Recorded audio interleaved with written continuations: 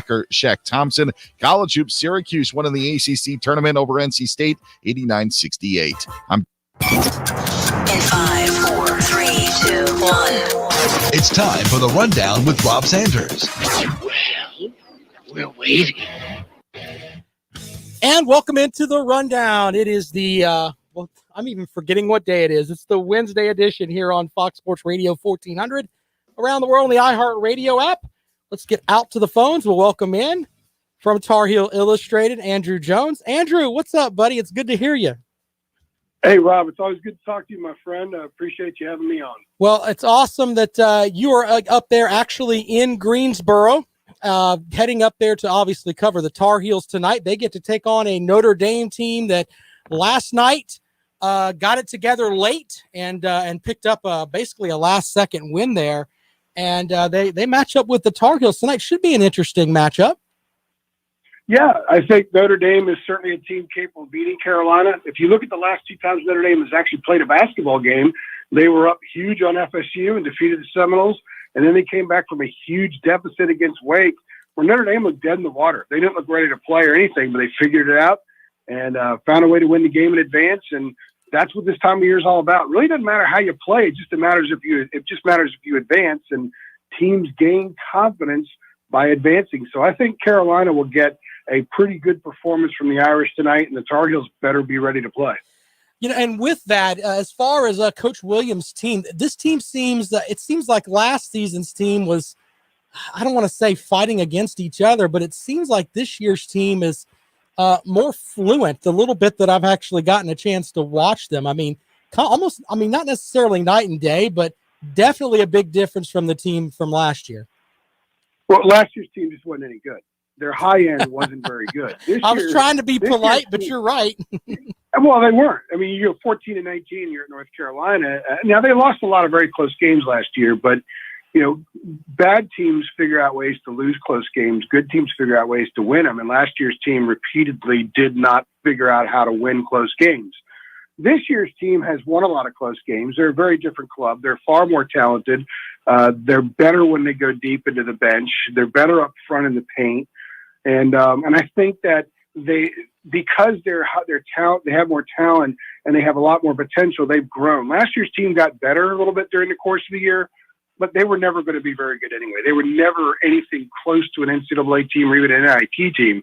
This year's club has gotten better to where their three best performances of the season have come on their last three Saturdays. So they continue to raise the bar on their high-end performances. Their problem is they're so young that they don't connect the high-end performance with a high-end performance. They dip and play very poorly the next game and then spring it back up. A lot of that is youth. A lot of that is inconsistent play on the perimeter from taking care of the ball and bad shooting from every other game. And it's just a process. Roy is kind of entering this postseason. He's not thinking too much about, hey, we've got to win 4 games to win this thing. He just wants to get better each day, knowing that the majority of this team will be back next year. And every good day they have now will put them further ahead when next year starts, even though they still can accomplish some interesting things this year. What do you think is the ceiling for that team? I mean, do you have them in your projected field of 68? You think they're going to make the tournament? Yeah, they are, and they're one of the teams that deserves to be in. I don't think they're going to stick around very long. But again, they're a young team, and they're continuing to grow. The thing that I have a hard time projecting them staying around long this week or next week for the simple fact that they haven't shown us yet that they can string really good performances together. So it's hard to project something happening that hasn't yet happened and hadn't really even come close to happening. For example, they have a really well-played win at Pitt in late January, and they turn around their next game, they go to Clemson, and they were horrendous. Then they turn around and score 91 points at Duke. Then the next game they get 48 at Virginia. So then they go 99 on Louisville. Then they lose at home to Marquette. Then they beat Florida State with an amazing second half. Then they lay an egg at Syracuse, and then they were fantastic against Duke. So there's sort of a pattern here that has taken place the last 5 or 6 weeks, and it would be kind of foolish to say, you know what, they're gonna blow that pattern up. That pattern isn't part of who they are anymore. They're going to play really well in consecutive games. They can play well in consecutive games because they are a growing group. but I'm not going to project it to happen until I see signs of it happening, and I haven't seen that yet. All right, well, let's look at the rest of the tournament here. Of course, that's the nightcap tonight, Notre Dame and North Carolina. You know, you mentioned, I know you've covered a lot of ACC tournaments, but is this the most wide open field you've got? I mean, you can make an argument for, I think, any seed 1 through 6 could possibly be cutting down the nets on Sunday or Saturday. I think you can go deeper than that. I really do, because everybody's flawed. We were doing a podcast the other day to answer the question, can UNC win the ACC tournament? And in spite of what I just said, yeah, they can, in part because of the rest of the competition. If there's a collection of schools that you could put an inconsistent team together with, and they could find a way to get consistent against that competition, this is it. It's a down year for the league. You look at the all-league team. You look at the fact that Florida State right now is the only projected 4 seed in the NCAA tournament. Virginia's projected as a 5. I cannot envision the ACC having a great NCAA tournament run because it just hasn't been a very good league this year. So this week, I think there are a lot of teams that can win. You know, Syracuse just looked terrific against NC State, and I thought NC State was pretty hot coming in. But, Rob, you've been around this long enough. You know that you don't really carry good momentum into the postseason. A lot of teams carry bad momentum into the postseason, but rarely do teams carry good momentum. So NC State got blown out today, and they're done. And whatever hopes they had of maybe sneaking into the tournament are over with. But Syracuse can shoot. And if they shoot again tomorrow and they shoot again the next day, who's to say they don't end up playing Saturday night? I think it goes that deep. I think it goes to the 8th team, the 9th team. And, you know, some people have asked about Duke, and I think on a given night, Duke can look pretty good. I just don't know if Duke can win 4 games just to get to Saturday. They'd have to win 5 to win it all. So I think it probably cuts off before Duke, but anybody else in that mix can win this thing. It's weird seeing Duke play on Tuesday and Clemson not playing on Tuesday. It's one of those things. It's like, wait a minute. We have back-to-back years. Carolina played Tuesday last year. Duke plays Tuesday this year. And that's all within the window of the coronavirus. So there's something to that. You know, that's some pretty crazy stuff seeing both those programs in back-to-back years. One of them is playing on a Tuesday.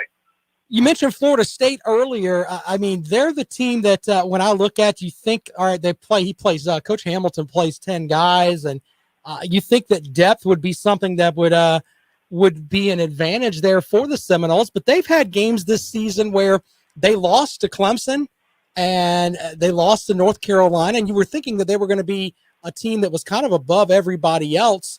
What do you think has kind of kept Florida State from making that next step to being the cream of the crop in the conference? Well, I don't think Clemson's other than that period when Clemson came out of the pause, Clemson's been pretty good. The Tigers, they had the most impressive resume going into league play. They beat Purdue, they beat Alabama, and they've been pretty good the last couple of weeks. And they're certainly a team to keep an eye on. But as far as FSU goes, you know, they're the team that could drive, they could shoot from the perimeter, and they could defend. They could do those 3 things and usually do it pretty consistently. But now that they're in postseason play, my concern about them is the point guard situation. They don't really have a natural point guard out there. Polite is okay. Raycorn Gray handles the ball a lot, but you don't really you don't think of him and say that's a guy that's going to run the point and lead you to the Final Four. And I know they want Scotty Barnes to be that guy, but he's not going to be there long enough to become that guy. He can do it for a stretch of possessions, but I think that's sort of a concern for them. But, you know, when they play well, they look like a Final Four team. When they play well, they look, to me, cut and above everybody else in the league, including UVA. And there was a stretch in January where UVA looked like a Final Four team to me. But in the last month or so, the Wahoos have not looked like that. They look like a team that's easier to stop, not that great defensively, and suddenly it doesn't look like they're getting a whole lot from the bench. So the best teams in this league are probably just not to the par that we've seen the last several years. FSU might still be the best team this year, but last year's FSU team would mop the floor with this year's FSU team. It's amazing how that can change in a matter of seconds there. You know, I've got the Clemson game up above me here. Tigers lead 33-29, about 3 minutes to go. They've had as much as an 8-point lead on Miami there. With Clemson, though, for me, it seems like if the Tigers are shooting the 3, they're generally really good. When they have when they don't hit the 3 is when they have a problem. I mean, it's really a hot or cold thing with this team as far as behind the arc. Are you seeing the same thing? I am, and I think when they shoot the three, you notice how much more active Sims is offensively because teams have to be aware of other guys. He could do so much to help them. And when they are shooting the three, it kind of frees them up to do even more. It's kind of weird. When I watch them sometimes, I'm familiar with Brad Brownell back when he was even at UNCW. I covered him some when I was at the Wilmington paper. And I see a lot of the stuff that he kind of ran then. And it's interesting to see how it applies at the ACC level. And what he's got right now is a group that, just like you just said, when they're hitting the threes, they can do a lot of the stuff Brad likes to do. But if they're not hitting the threes and they have to rely on athletic ability to drive and they have to rely on a little bit more creativity, suddenly it really bogs down for them. I kind of like them. I think that they defend well enough. They have enough guys that if someone isn't hot, he can maybe play somebody that could get him some buckets. But I don't know if they're the team that went to the Sweet 16 a couple years ago. I don't think they're at that level. But I do think they're a club that is worthy of being in the tournament. They could certainly win a game, and it wouldn't shock me if they won two. But I can't see them going any further because I don't think they score enough. They're not consistently putting the ball through the basket enough to do that. Completely agree with you. It seems like they go through stretches where 6 or 7 minutes where they don't have a field goal, and then all of a sudden they go crazy and end up with five baskets in 6 possessions. It's the most roller coaster ride there with that Clemson basketball team throughout the season. I think they have a lot of company in the league. There's a lot of teams you could say that about in this league. They're pretty good for 10 minutes, and then they're like, good gracious, that's bad for 10 minutes. And I think Clemson has less of the bad than most of the other teams, but they still have it. They do, and you mentioned the COVID pause earlier, and it seems like this is around college basketball where I have to check the actual shooting percentages, but it seems like free throw percentages are down. Just overall shooting in general is down. Do you think that has a lot to do with the pandemic and the fact that maybe they didn't get to work out quite as much as they normally would in the preseason? I don't know. That's a good question.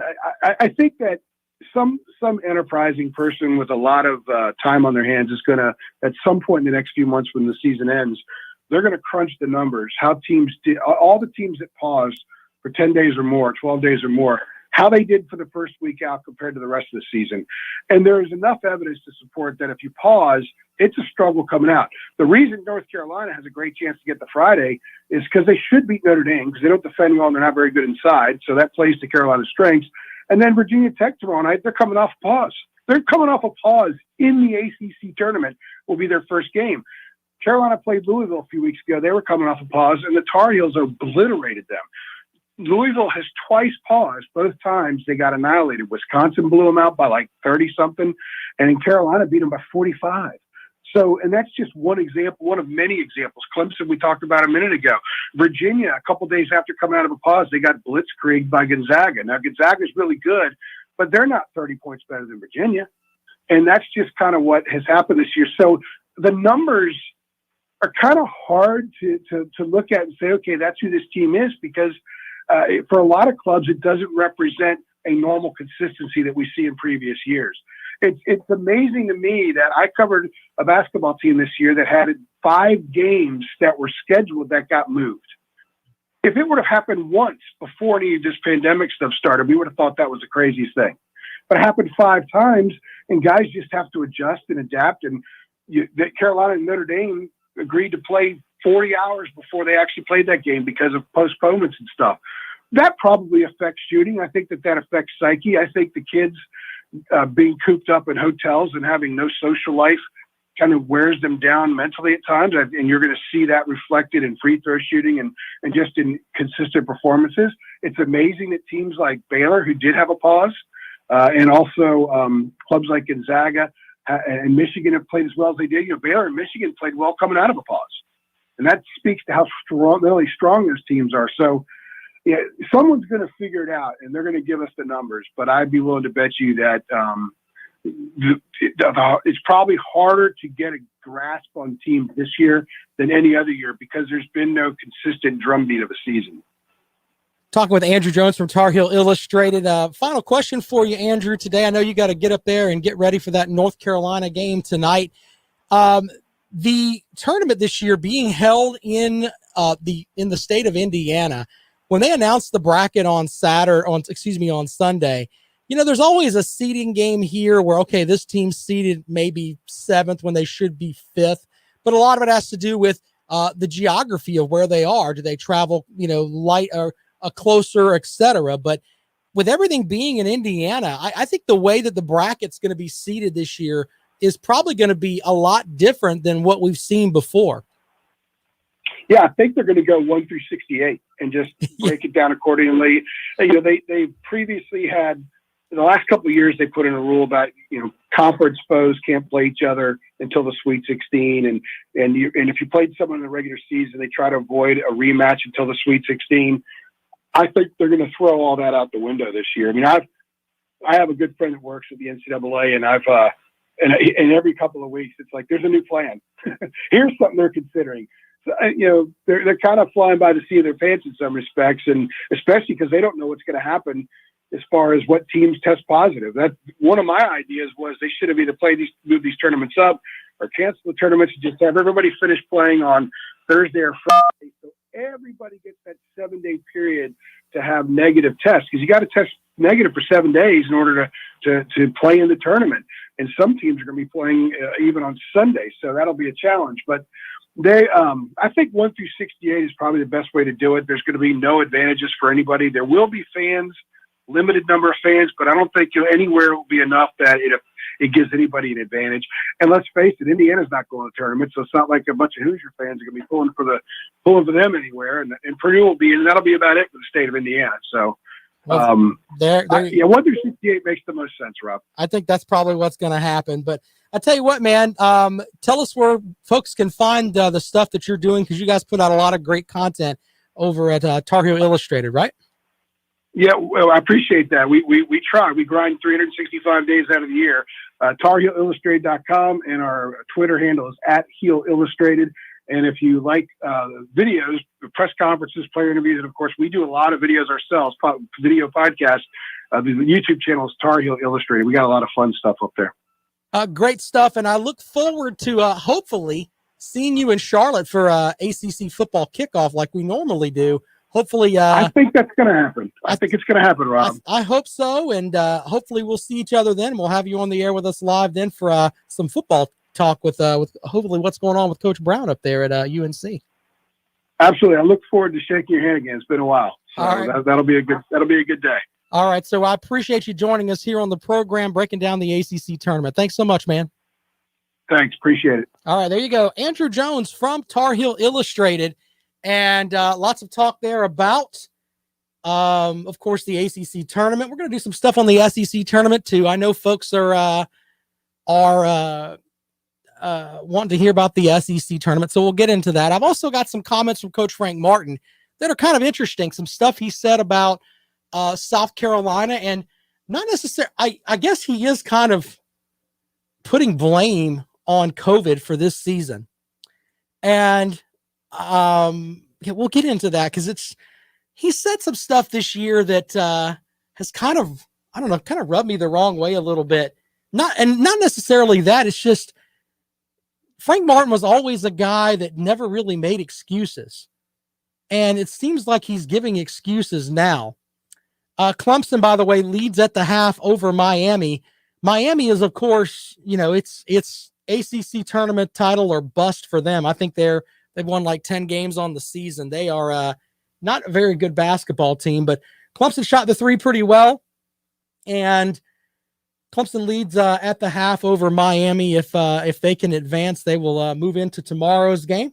We'll give you some updates on the earlier game today. And we'll talk about Coach Frank Martin. And I've got an updates on Coach Probst and more stuff about Les Miles. That story just gets more and more interesting as we roll along here. So we'll talk about that and a lot more this afternoon. You are listening to The Rundown. As always, I appreciate it. But we'll take a quick break, and we come back. We'll have more for you right here on Fox Sports Radio 1400.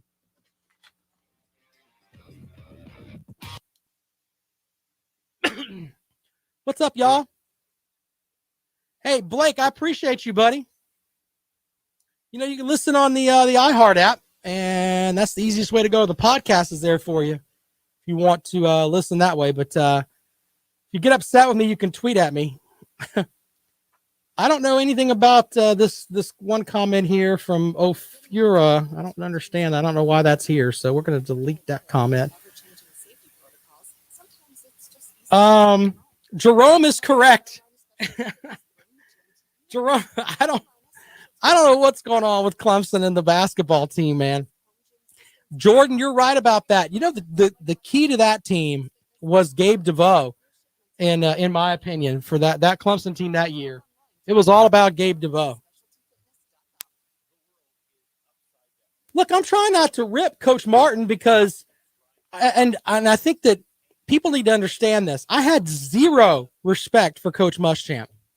Absolutely zero. I thought he was a failure as soon as they hired him. And it was just like, that's what you're going to do, South Carolina. You're going to get this guy.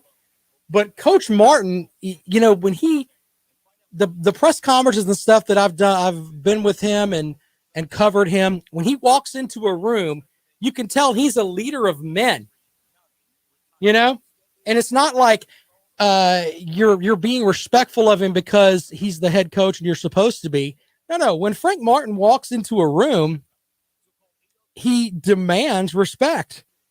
But then the stuff that he said here lately is like, not very good, in my opinion. But some of these comments are interesting. We'll play a couple of them here in a second.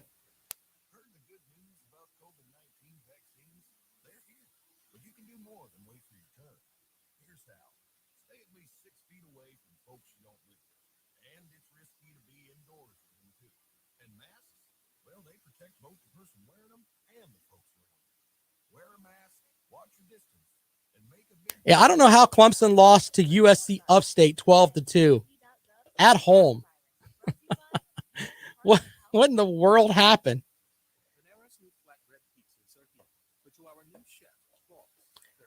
DeVoe made them respect them on the perimeter. So, yeah, at least we agree on that, sir.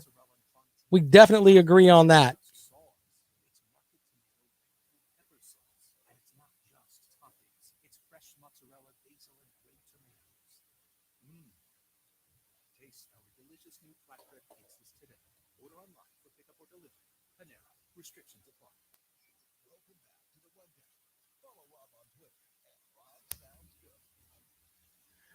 Welcome back to the Rundown on Fox Sports Radio 1400 around the world on the iHeartRadio app. I appreciate Andrew Jones from Tar Heel Illustrated up on the scene up there in Greensboro as he is covering the Tar Heels and, of course, the ACC basketball tournament.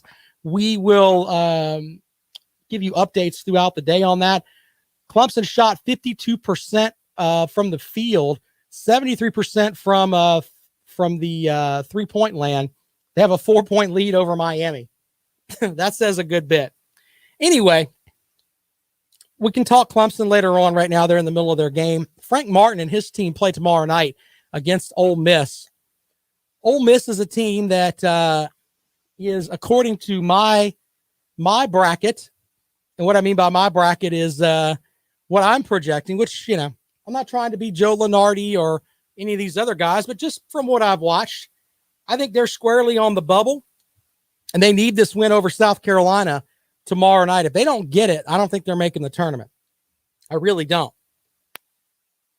But Frank Martin, you know, there's been a lot of talk about certain writers have floated his name for New Mexico's head coaching spot because he has ties to the athletic director, Eddie Nunez, who Martin once coached. But yesterday, Coach Frank Martin basically said, hey, South Carolina's home, and he's going to fix what's broken down there. But these comments kind of caught me off guard a little bit when he was asked what to tell the fans about this season. Here's what Coach Martin said. I don't know, maybe the previous 8 years, you know, where we were able to practice and be normal. We've ended up every season in a place where even at the beginning, outside of my first year, we either finished with a winning record or we're playing the best basketball of the year at the end of the year and won games in conference tournaments. You talk about, Sindarius' first year. We had nothing but freshmen, and we grew, and at the end of the year won games in a conference tournament. And it's a crazy year. I mean, I wish I can give someone an explanation as to why this has happened and whatever. But if people are going to be concerned about our inability to win games this year, wow would be my answer. Because I don't know how this particular year can be highlighted in different ways than all the years prior to this. Look, I don't like to see. My problem is that I respect Coach Martin so much. I just think that he's just a great coach. But this is a side of Frank Martin we just haven't seen. I'm serious. This is just a complete side of Frank Martin we just haven't seen. And I'm someone that wasn't really sold on what Brad Brownell was doing at Clemson, but I've said that if Frank Martin was coaching at Clemson with some of the talent that Brad Brownell had up there, Sheldon Mitchell, guys like that, they would be better off. But when he talks about dealing with the COVID and everything else, I hate to be this guy, but everyone is dealing with the COVID. Frank Martin has an all SEC second teamer on his team. Okay? A guy that's going to get drafted. AJ Lawson's going to get drafted in the NBA, probably a second round pick, but he's going to get drafted. And I think that almost blaming it on COVID just seems kind of shallow in my opinion. And I guess I just expect more from Coach Martin. He did test positive for the coronavirus twice, a more severe case in January, and maybe that's something to do with it. I don't know. It is interesting, though, as I've got a frog in my throat, that comes out, and I guess I just expected more. We'll take calls on this at 803-978-1832, 803-978-1832. Jerome says, do you think Frank Martin and the team should just say they got COVID again and forfeit? Less embarrassing. But that's the thing, though. I watched them play Alabama, and Alabama's the SEC regular season champion. And they almost beat Alabama. I mean, let's just be honest. They almost beat them. So he has the guys. You can make an argument that he doesn't have the front court, and I get that. I can honestly get that. But he's got enough guys that he should be more competitive than 6 wins. But then blame it on COVID? Come on, man. Insane. Mr. Humidbra says, what are you drinking? Brock says COVID hit the South Carolina basketball team really bad. My buddy, Carolina Jackpot, the ball man from the upstate, said Muschamp had future draftees on his team as well. Martin is doo-doo. Okay. And Blake says, I expected him to resign due to health issues by just looking at him. Yeah, I mean, maybe COVID's beat him up. I don't know. But one thing we always expected from Frank Martin's teams, they were going to play defense and they were going to be tough. And this team kind of doesn't have that. They really don't. 803-978-1832, 803-978-1832 if you want to get involved with the program today. Clemson fans are kind of on edge about a couple of things. One, the game that's above me, they're playing the 13th seed Miami, a team that is not very good. They're shooting 73% from three-point land, and they're only up by 4 points at the half. Trust me, there are some Clemson fans that are out there that are thinking, is this going to be another shortcoming for Brad Brownell? Is this another spot where they're 16-6, the number 5 seed in the tournament, have the opportunity to increase their seed in the NCAA tournament? Yeah, that's kind of like a sore with the Clemson fans right now. But last night, Clemson got completely smoked by USC Upstate. 12-2. They lost by a touchdown and a field goal at home in baseball. Now, I understand people are going to come at me with the stuff of, yeah, they're playing a lot of young guys and it's a midweek game.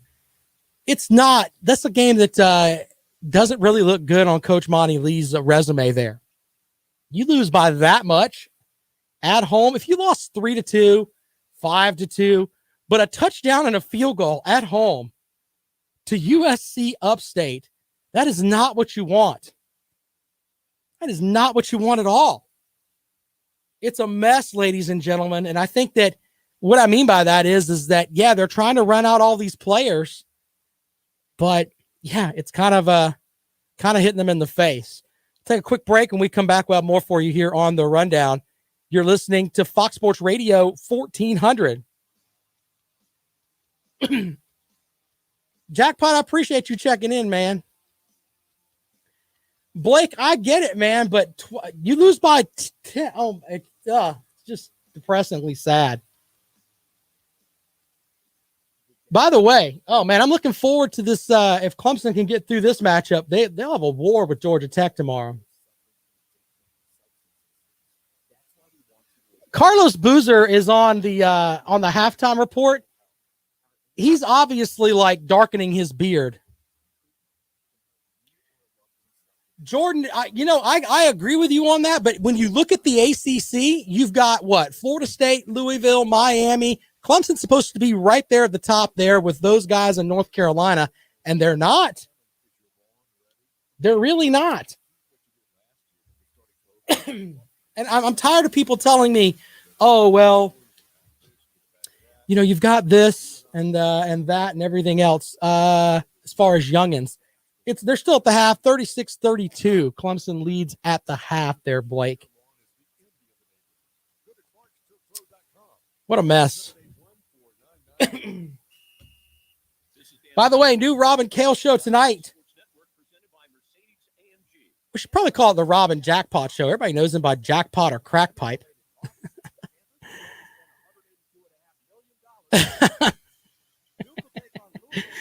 If we were on the air right now, I would be yelling curse words at Jackpot for that comment right there.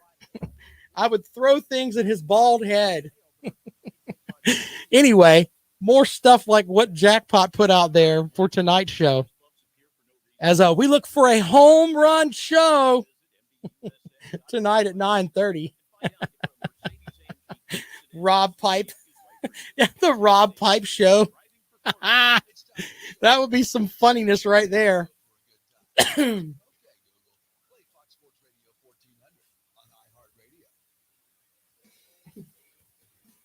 Welcome back to the Rundown here on Fox Sports Radio 1400 around the world on the iHeartRadio app. I've got to read my buddy Jackpot's comment. Clemson baseball fans on Facebook telling everyone Upstate is really good last night.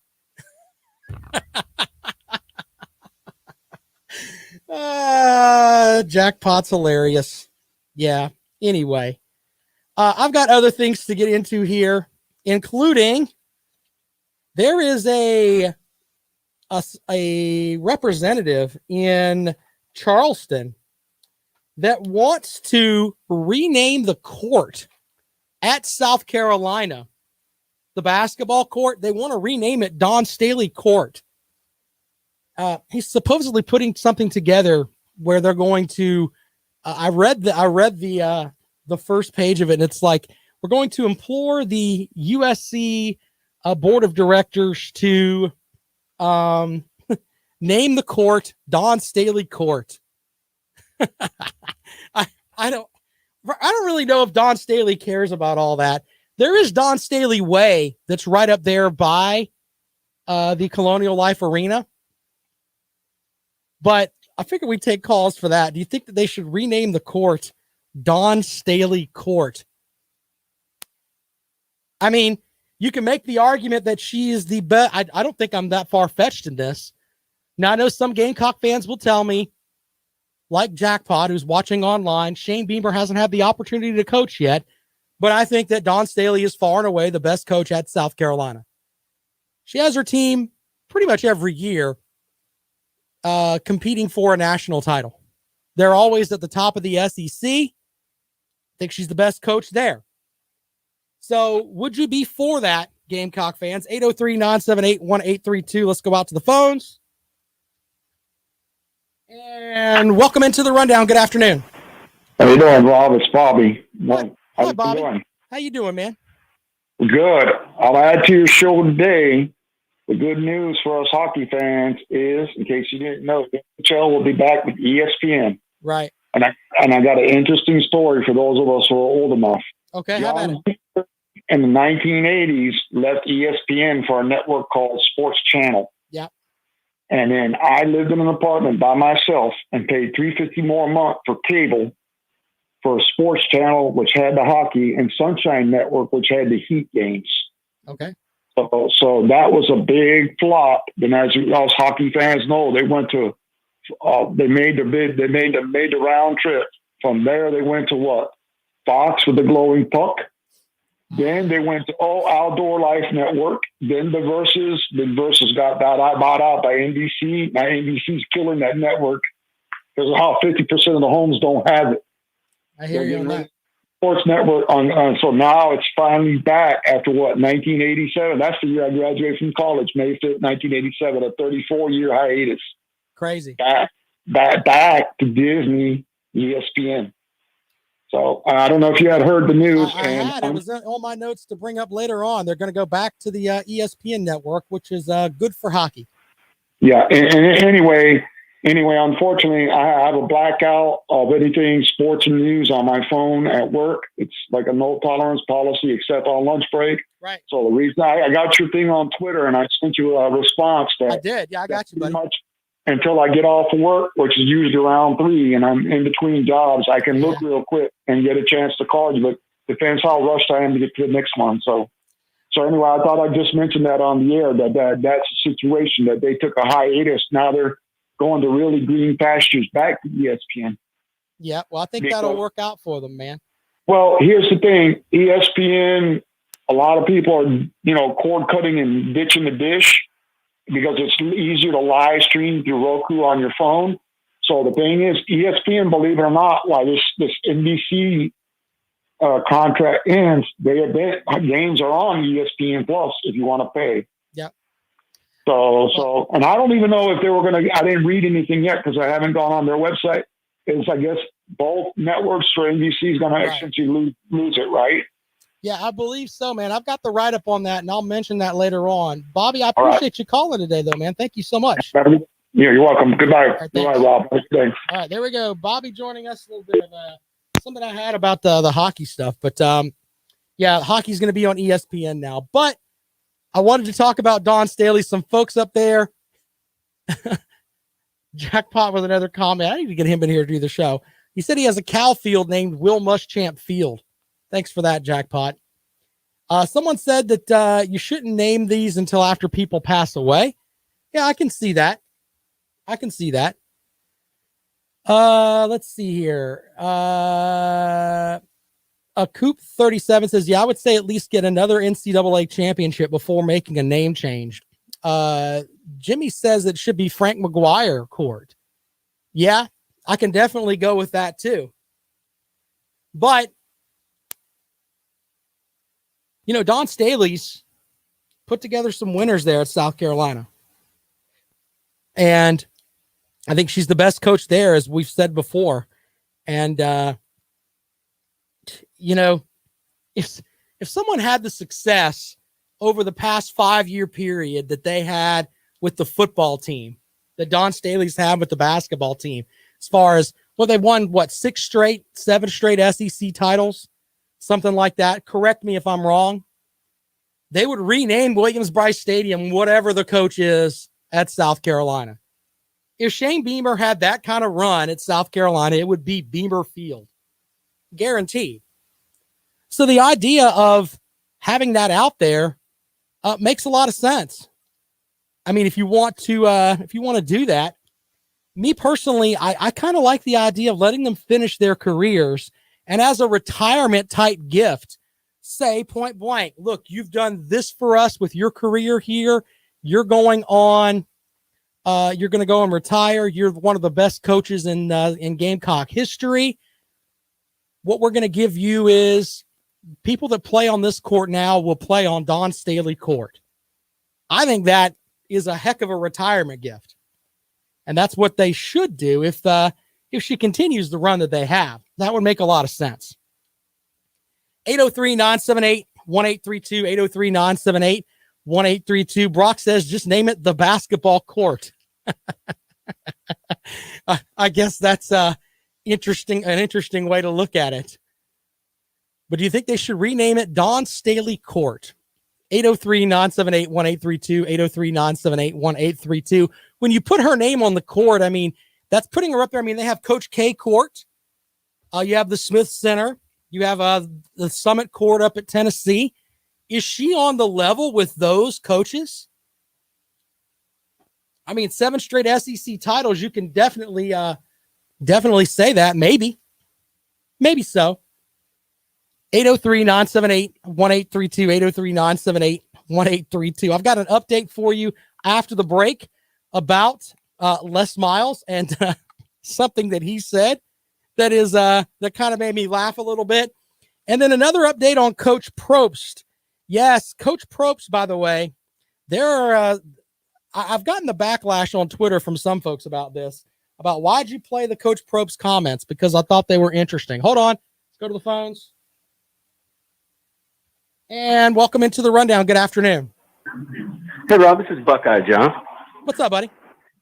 Hey, how you doing? I disagree with all these people trying to get rid of Frank Martin. I mean, the guy took Kansas State to an Elite Eight.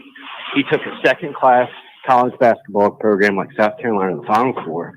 I mean, it's impossible to get blue-chip recruits in here. Right. I mean, this isn't Kansas. This isn't UK. You know, it's not Duke. I mean, I think the guy at least deserves 5 more years. So That's just my opinion. Thank you. Appreciate it, buddy. And I mean, you can make that argument too with them going to the Final Four. They got one Final Four banner in that arena, and Coach Martin was the guy that led that team. So there's that too. Jerome says rename Williams-Brice Collin Hill Stadium, sir. That's a little off the top there.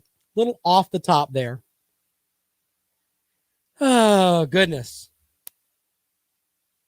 803-978-1832. Jimmy says, why is Don Staley the only coach without the school logo on her wardrobe on the bench? I don't know. That's a good question. I don't know if that's what we want to get into or not. Anyway, I've got some info on Coach Probst that is kind of interesting. Some stuff that just happened with that. And no, we're not going to bash Georgia. We're not bashing Alabama. This is more about Coach Probst and what he's doing.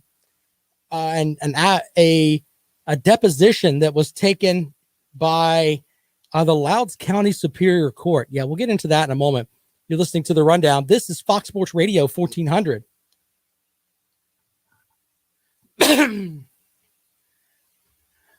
Brock, are you talking about the Probst interview? Is that what you're talking about? I'm constantly looking for stuff to bring to the show, but I can't remember where I found it. Someone sent it to me, and then I checked it out, and it's legit. I mean, it really is.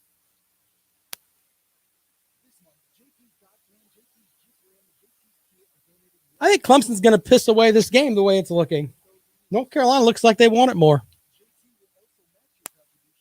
Unless I missed something when I was doing the show here. Hey, you guys that are watching over there on YouTube, hit the like button. Or you can hit the dislike button, and then we'll cuss you out later on. But hit the like button to help the channel out, please. Share with your friends over here that we're actually doing sports radio that doesn't I don't have someone that tells me what I can or can't talk about. We're not sitting here riding the Clemson drawers here or the Gamecock drawers or whatever. It's just whatever I want to talk about. Yeah, it's tied at 41. Miami's won 9 games this season. They have 24 points in the paint, according to this. Whatever. Clemson's hit 9 threes, though. Otherwise, they'd be getting blown out. Blown out.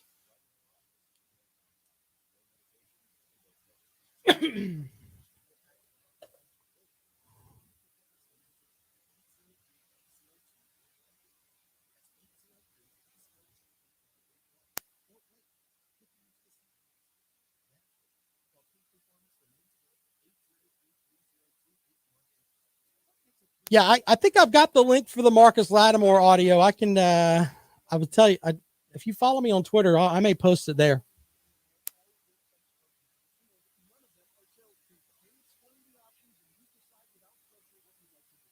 Terrible.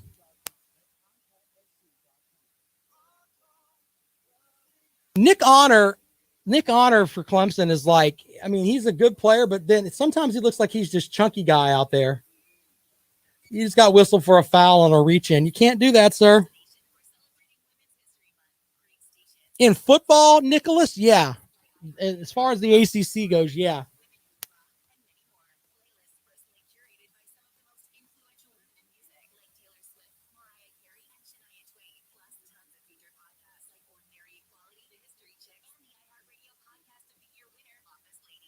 I'm getting a little bit perturbed here. Alamir Dawes out there dribbling the ball all over the place. What a mess.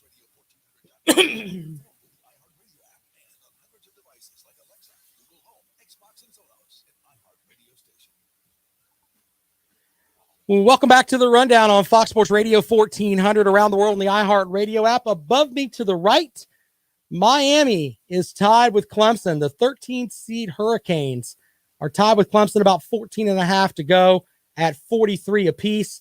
Clemson's 9 of 14 from three-point land, but they're getting beat up in the paint as Miami's just knocking it down as far as having the guys in there in the middle, just getting those cleanup baskets. So, yeah, that's interesting to say the least. This could be an embarrassing loss for Brad Brownell. And I know people are like, it's the ACC tournament, Rob. And I'm not saying you should fire the guy, but if you lose to the 13th seed who played yesterday, that's an embarrassing loss. Let's just be honest with what it is.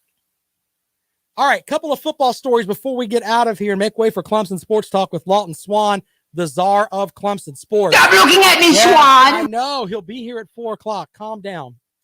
The Kansas athletic director said during the hiring process to hire Les Miles, Jeff Long said he asked his longtime friend whether there was anything in his background that could potentially embarrass the university. Miles, according to Long, replied, "No." What do you think he's going to say? Hey, guess what? I was texting, youngins. I say youngins, but young ladies at LSU. By the way, they investigated me for that and told me not to talk to co-eds anymore. Man, why would you even put that out there? The AD at Kansas should fire himself. I mean, you really should just step up there. Don't resign. I'm Jeff Long. I'm the AD at Kansas. I'm firing myself because I'm an idiot. And I put this out there. Is there anything that is going to embarrass us if we from your past? Of course, Les Miles is going to tell you no. This is a story from the AP. This isn't some beat writer or whatever. This is an Associated Press story that he made these comments to. I'm beginning to think that Kansas is, when you look up dumpster fire in the dictionary, there should be the Kansas logo. Hey, did you embarrass yourself a long time ago? Anything? No, of course not. Get out of here with that nonsense, man. What an absolute mess that is. Let's go out to the phones, 803-978-1832. Here is the call. Welcome into the show. Hey, yeah, I was calling about your Les Miles comments. Yeah. Don't you think that somebody in ESPN knew that this happened? I mean, ESPN is full of SEC people. I think that and to be honest, when we had the Me Too movement, I think that a lot of the stuff would have came out then. Yeah. If you knew about it then, that's the perfect time to put it out there if you're a reporter, right? Yeah, I mean, Paul Feinbaum is supposed to know everything about the SEC, and he doesn't know this. Paul Feinbaum is a troll that looks like Smeagol from Lord of the Rings. He's not going to bring any discredit to the SEC because Papa Saban will hit him in his mouth with a peanut butter sandwich. Let's just be honest about Paul Feinbaum. But, I mean, surely there was some beat writer or something that knew about this. Yeah, somebody had to know. And I have a question about the ACC. Sure. When are we going to stop having every tournament, every thing in North Carolina? And spread it out amongst the teams. Well, I think it's more centrally located there. I mean, I guess you could theoretically. I think everything should be in Charlotte. I mean, that's just my opinion. Sucks. Greensboro does Greensboro suck. stinks. It sucks. It does. Nobody wants to go there. Well, yeah, that's true. There's nobody in those stands today because the governor doesn't have it open. Why didn't they move it to a state that was open at least? That's a good point that, we're not going to have to deal with that hopefully in the next coming months. So we'll see about that. Yeah, be a Notre Dame guy, right? All right, buddy. Hey, man, I appreciate you joining the show. Thanks so much. Thanks. Yeah, my final thing today is about the Valdosta High School head coach, Rush Probst, who I talked about this week. This is the guy that said that Kirby Smart was paying players and Nick Saban's paying players, and we got all of this stuff, okay? Well, apparently, a 64-page deposition of the former head of the Touchdown Club, who is for Valdosta, Mike Nelson. He's the guy that was doing the recording. Oh, goodness. Hold on. This just out. Jeff Long is out as the Kansas AD, sources say. If he fired himself on the spot, and I should get credit for that. I should get credit for that right here, right now. I'm not joking. It just came up. A headline from The Athletic. Jeff Long is out as the Kansas athletic director. I told him he should have fired himself. I hope that's what happened because that guy is dumb. All right. Anyway, before we get into that, we got to finish this up here with Probst. So there was another piece of that recording that this guy Nelson put out there, and it's part of the deposition. So this is what Probst was wanting to do with money from the Touchdown Club. Check this out.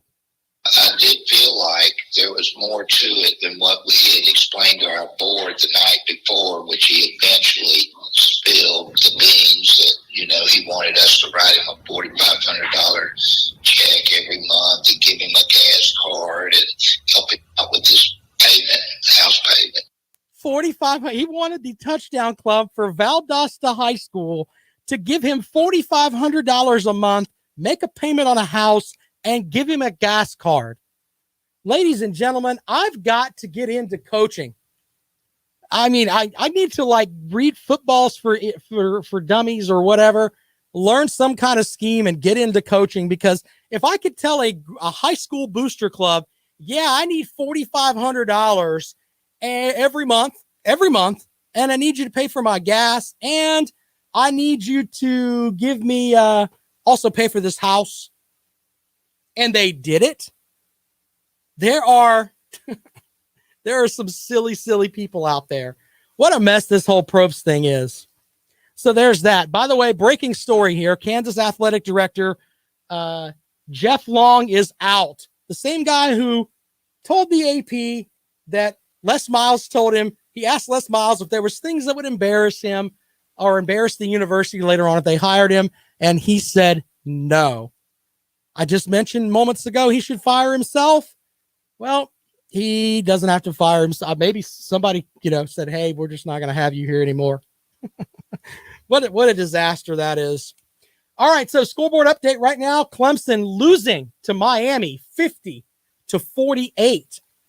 50-48. About 10 and a half minutes to go in the second half. Could there be an upset? JW says he's probably got another wife. That's funny. Well, I'm sure Lawton Swan will have breaking everything for you on this game as Miami's players are smiling right now. There's still 10 minutes to go. Calm down, ladies and gentlemen. But Lawton Swan joins us here from Clemson Sports Talk. Stop looking at me, Swan. Yep. He'll have the full breakdown on this game. By the way, if Clemson wins, very interesting matchup tomorrow. They would play Georgia Tech. They split with Georgia Tech this season.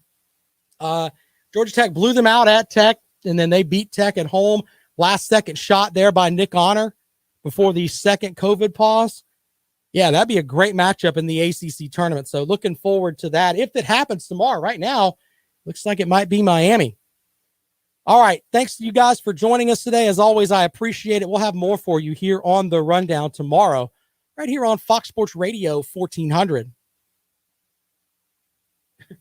Hey, you guys rock on YouTube. Make sure you enter our bracket challenge, man. I put the link in there for you.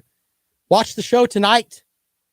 Going to be a good show with Jackpot and myself. He's probably getting a Miami Hurricanes tattoo on his lower back as a tramp stamp. That's probably what Jackpot's doing. He'll be able to show it off for us tonight if the Hurricanes pull off the upset here. So we'll see about that. Hey, thank you guys. I appreciate it. We'll talk to you later on.